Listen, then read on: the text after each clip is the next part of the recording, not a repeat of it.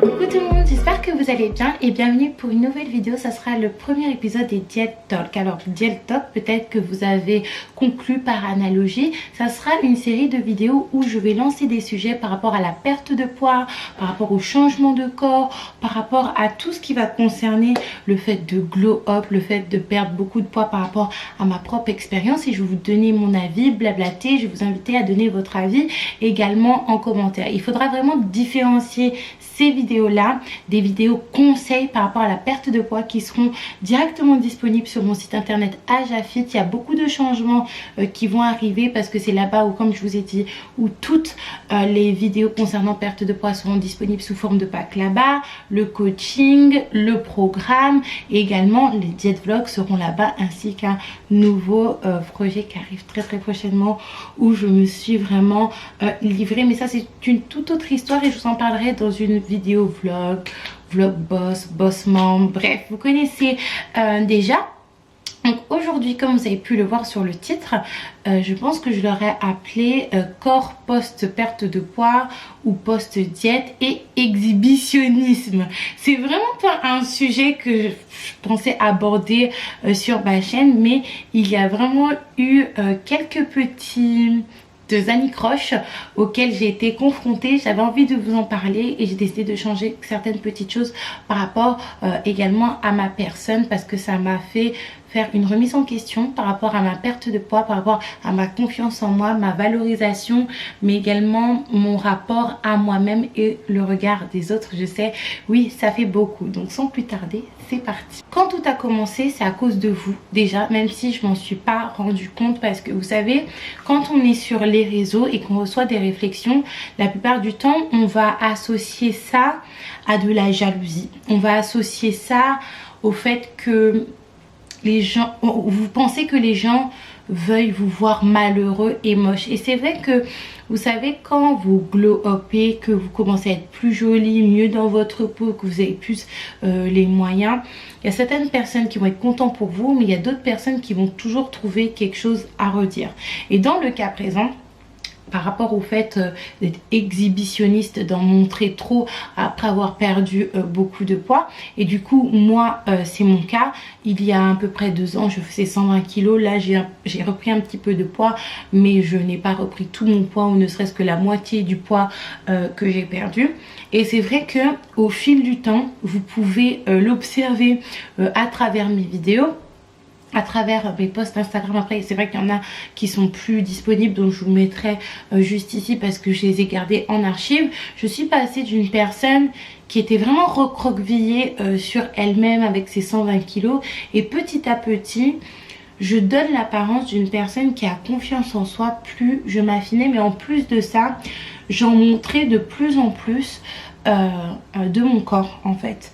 Dans un premier temps, ça a vraiment été dans le cadre des diet vlogs, c'est-à-dire que je me mettais en brassière avec des shorts ou avec des joggings. C'était quelque chose qui était totalement anodin et tout à fait normal, mais c'est vrai que petit à petit les habits sont devenus de moins en moins présents et qui sous-entendait pas mal de choses. Et observant tout ça, parce que vous m'observez en regardant mes vidéos, il y a eu 2 clans qui se sont formés.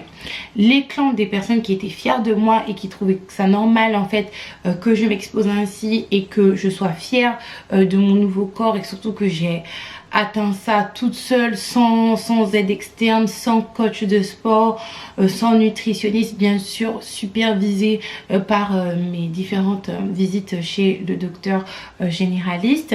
Et il y avait un autre camp qui était divisé en 2 camps, où il y avait certaines personnes qui étaient foncièrement méchantes, à dire que voilà, je pense que je suis arrivée quelque part, que je me pense trop belle, qu'il n'y a pas très longtemps j'étais moche. Ça c'est quelque chose que j'ai entendu de la bouche de certaines personnes dans ma vraie vie où je vis actuellement, qui ont regardé mes anciennes vidéos et qui pensaient que je me la pétais un petit peu trop. Et il y a d'autres personnes que je pensais clairement méchantes il n'y a pas si longtemps que ça, qui me disait bon Aïka, c'est vrai que tu as perdu beaucoup de poids, tu es très jolie comme ça, mais il faut pas dépasser une certaine limite. Il faut savoir également, ces critiques je les avais beaucoup sur Instagram, pas sur YouTube, pas sur mes diet vlogs, parce que mes diet vlogs, ils ont un but vraiment didactique. Donc même si on me voit en sous-vêtements, c'est juste pour voir les avant-après, c'est juste pour voir les évolutions. Mais c'était vraiment sur Instagram où je faisais un petit peu ma belle, comme tout le monde. C'est vrai que moi, je ne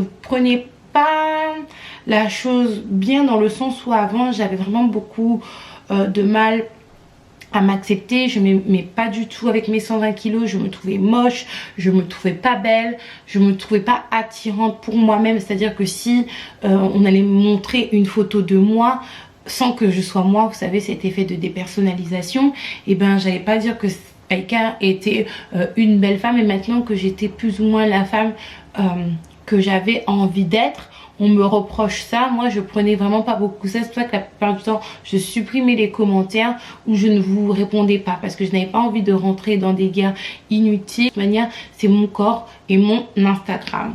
Jusqu'au jour où en fait j'ai posté une certaine photo. Je vais vous mettre cette photo en flouté. Il faut savoir que quand j'ai pris cette photo, j'avais déjà un petit peu grossi. J'étais à peu près de la même taille, de la même forme que je suis actuellement. Mais il faut savoir que quand moi je prends du poids, je prends tout dans les fesses. Donc du coup, c'est vrai que mes fesses avaient explosé, fines de partout, mais les fesses qui sont... voilà, qui vont un petit peu partout. Et j'étais en maillot de bain string avec un haut. C'est vrai que j'ai reçu beaucoup de commentaires négatifs sur cette photo, mais il y avait encore trois clans. Le clan des personnes qui me soutiennent, le clan des personnes qui me soutiennent mais qui trouvent que j'en fais un peu trop, et le clan des personnes qui me soutiennent pas du tout, qui trouvent que je me la pète et que j'étais moche il n'y a pas si longtemps que ça. Ma mère m'a appelé pour me trouver que ça faisait trop hula. Hula cette photo là, mais qu'elle me laissait faire mes affaires, parce que j'ai quand même bientôt 30 ans. J'ai 28 ans, donc elle m'a dit qu'elle trouvait que ça faisait un petit peu trop vulgaire, un peu trop sexy, trop, mais que voilà, je fais mes affaires et que ça fait partie de mes activités, et ça fait partie également de la mise en avant de mon site internet. Mais il faut savoir que concernant ma maman, pas que je n'écoute pas mes parents, même si je pense qu'ils seraient pas d'accord avec ce que je viens de dire, c'est que ma mère, elle est très critique envers ce que je fais sur les réseaux sociaux, les vidéos, les photos. Donc elle va toujours me dire ce qui ne va pas. Et pour elle, il y a toujours quelque chose qui ne va pas, parce qu'il y a toujours en fait quelque chose qui peut être amélioré, et c'est tout à fait normal. Donc c'est vrai que j'ai pas pris vraiment conscience de ce qu'elle m'a dit, jusqu'au jour où il y a une certaine personne, devinez en commentaire, qui a vu cette photo et qui m'a dit là, alors là, t'as déconné. T'as vraiment déconné. Quand j'ai reçu cette réflexion, étant donné que c'est pas quelqu'un qui s'attarde sur ce que je fais sur les réseaux sociaux, la personne ne regarde pas mes vidéos à part pour m'embêter, parce que j'aime pas en fait qu'on regarde mes vidéos devant moi. Et ben ma première réaction, ça a été d'archiver la photo. Parce que j'avais un petit peu honte. Vous savez, quand ça vient de quelqu'un qui n'a pas l'habitude de regarder vos affaires, donc qui n'a pas un œil critique, qui va voir en fait l'œil juste d'un viewer lambda, et que vous tenez à cette personne là, ça vous fait un choc par rapport à des personnes qui ont l'habitude de regarder vos affaires, qui vous ont connu comme ça, ou qui font partie de votre staff. Ma mère ne fait pas partie de mon staff, mais elle fait partie de mon staff dans le sens où elle regarde tout ce que je fais et elle donne son avis. Mais quand ça vient d'une personne comme ça, c'est là justement où ça vous donne un petit choc, une remontée. C'est un petit peu comme quand vous écrivez un livre et que vous présentez ce livre-là à quelqu'un qui n'a pas l'habitude de vous suivre, qui ne vous connaît pas dans cette sphère-là, mais dans la sphère privée. Toutes les réflexions que vous allez recevoir vont être pas plus recevables, mais elles vont avoir un plus gros impact, dans le sens où cette personne, elle n'a rien à gagner, elle n'a rien à perdre de vous faire cette réflexion.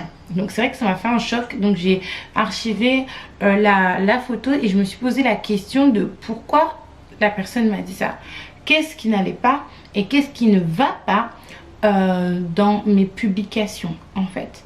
Donc la première chose que j'ai notée, c'est que certes on peut être sexy, cependant il y a une limite. Et ça parce qu'il y a vraiment le sexy P et le sexy classe en fait. Et je me suis rendu compte que en fait mon sexy, il n'était pas forcément classe du tout, surtout pour cette photo là. Après c'est vous qui choisissez dans quelle catégorie vous vous trouvez, quelle catégorie vous voulez vous trouver, qu'est-ce que vous voulez faire. Mais c'est pas forcément à mon sens une bonne chose d'être dans le sexy P, et pourtant je l'ai fait. Et on peut tout à fait être sexy et être classe, être correct. Vous montrer quelques petites photos que j'ai prises sur Instagram où c'était sexy, où on voyait mes formes, où on voyait de la chair, mais c'était pas du tout et du n'importe quoi. Et le souci c'est que sur les réseaux sociaux on normalise du tout et du n'importe quoi, et quand on dit que c'est du tout et du n'importe quoi, on va nous taxer de personnes discriminantes. Mais vous savez, dans la vie il y a ce qui est bien, ce qui va bien, ce qui est correct et ce qui est du n'importe quoi. Et après, il faut assumer si vous faites du n'importe quoi, mais du n'importe quoi, ça reste du n'importe quoi. Et je pense qu'il est important pour éviter d'être matrixé ou de matrixer nos enfants, de normaliser le n'importe quoi. Le n'importe quoi, c'est n'importe quoi. Là, on va arriver au point culminant de la vidéo parce que je vais vraiment rentrer dans le vif du sujet de la vidéo. Je me suis rendu compte que énormément de femmes et même des hommes qui étaient dans l'obésité morbide, et qui ont réussi à avoir leur corps de rêve, que ce soit grâce à la chirurgie, grâce au sport ou grâce à eux-mêmes, en fait, ont un problème par rapport à leur confiance en soi. Dans le sens où il y a une différence entre s'exhiber, ok, par manque de confiance en soi, dans le sens où on a des choses à prouver au monde, le même monde qui nous a rabaissé, qui nous a insulté quand on était obèse, et être fier de ce que l'on est actuellement en fait. Et la ligne est très fine. Vous savez, vous savez, les moments où je n'ai pas fait de vidéo, j'ai fait une de mes activités préférées. C'est regarder mes anciennes publications et regarder mes anciennes vidéos, notamment mes anciens diète-vlogs.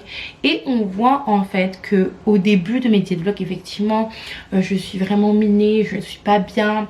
Voilà, j'ai pas du tout confiance en moi.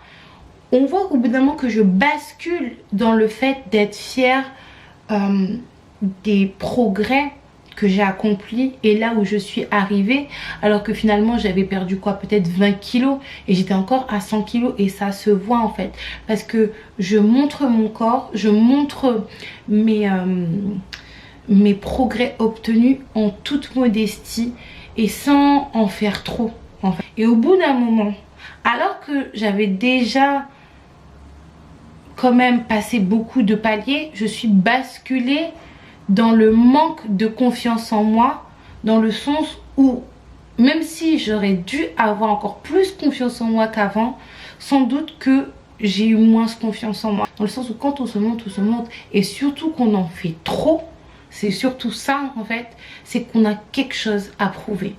Et quand on a quelque chose à prouver, c'est que on n'a pas confiance en nous en fait.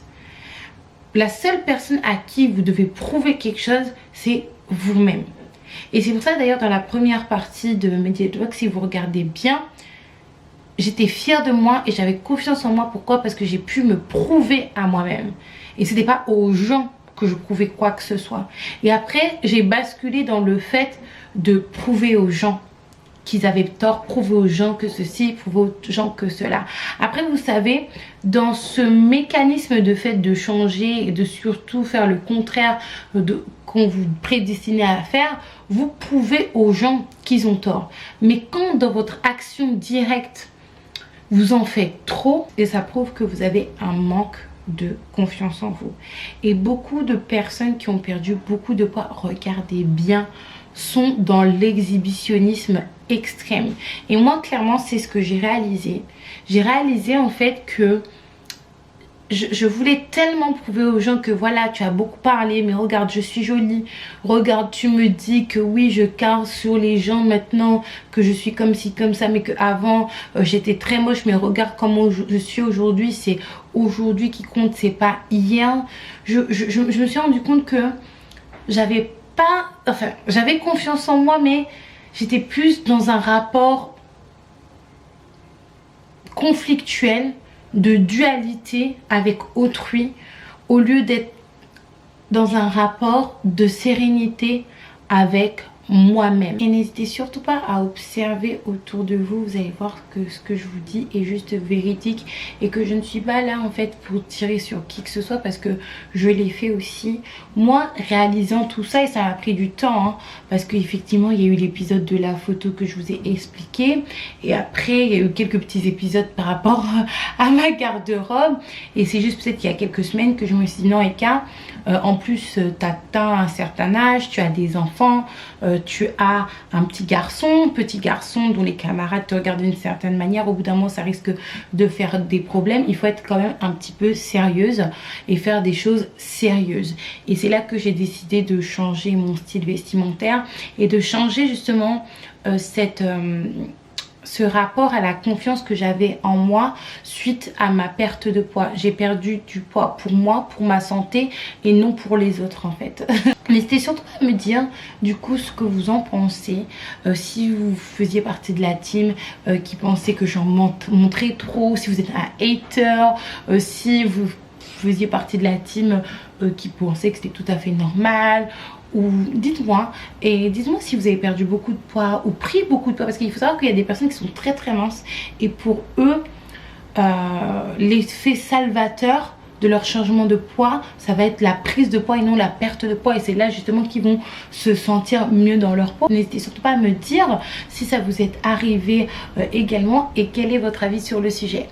Donc moi je vais vous laisser là. N'hésitez surtout pas à faire un petit tour sur mon site internet Ajafit, à liker, à commenter cette vidéo et à vous abonner, à mettre la petite cloche remplie, comme ça vous serez au courant la prochaine fois que je poste une vidéo. Moi je vous fais un gros bisou et je vous dis moi à la prochaine.